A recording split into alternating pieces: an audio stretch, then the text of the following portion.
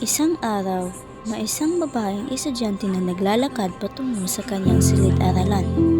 Habang siya ay naglalakad, nakatutok lamang ang kanyang mga mata sa kanyang dinadala at hindi niya alam na may makakasalubong siyang tao. Lakad lang siya ng lakad hanggang sa nakabangga sila.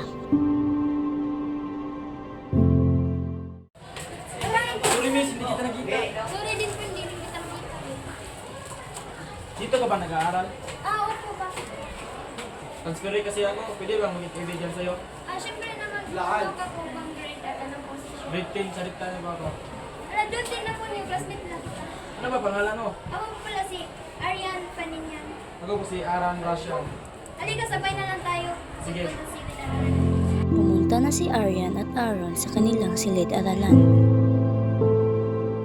Dahil sa araw na iyon, lagi na silang nagkakasama, nagtutulungan sa mga gawaing paaralan.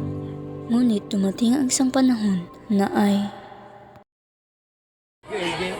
Ayan, may tanong ko sa'yo. Gusto kita. Pwede ba yung ligawan? Ano kasi? Ano? Hindi ako tulad ng ibang lalaki. Hindi ka tipong-tipong lalaki. Ganun ba? Study first kasi ako. nakonsensya si Aryan matapos niyang tanggihan ang pag-amin ni Aaron ng kanyang nararamdaman. Kinabukasan ay hindi na pinapansin ni Aaron si Aryan at nalungkot si Aryan kasi nakita niyang may kasamang ibang babae si Aaron. Tinanggihan lang. May iba agad na kinakasama ng ibang babae. Mga lalaki talaga. Uy, Arian! Nakausap ko dyan. Wala. Si Aaron, no? Sino yung kasama ng babae? Ewan ko. Wala na nagkakuha. Silas ka, no? Di, no? Parang sa amin dyan. Dalawang sila kayo, tinan mo. Feel kasi parang nakakapatid na niya. Ikaw! Basta, wala na ako pag dyan. Tama na nga yan. Nandiyan na si ma'am. Pagkalipas ng ilang oras ay uwian na at Christmas break na nang may lumapit kay Aryan na babae. Ay, pwede ba ito? Ikaw ba yung kaibigan niya? Opo, bakit? Gusto ko lang alaman kung bakit ba hindi natin sila. Ihan ko po kasi siya eh. Diba? Bakit po? Bagong kaibigan ka po ba niya? Ay, hindi. Ako pala si Kara Rashan, ate ni Aaron. Ate ni Aaron! Sinundan ko kami siya dito sa IHS para bantayan siya. Ayaw ko siya mangyari, hindi. Sa kanya, yan nangyari sa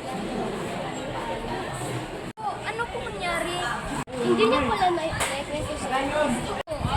Siguro tahimik yan ni Aaron. Wala siya ng kaibigan. Lagi siya sinusuntok. O diba? Kasi hindi siya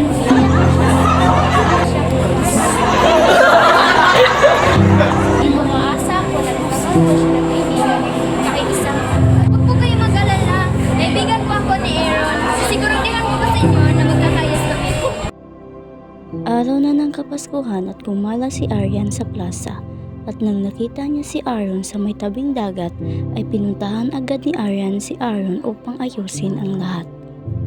Sorry na, alam mo namang study first ako eh. Kailangan kita, kailangan mo ako. Bilang kaibigan.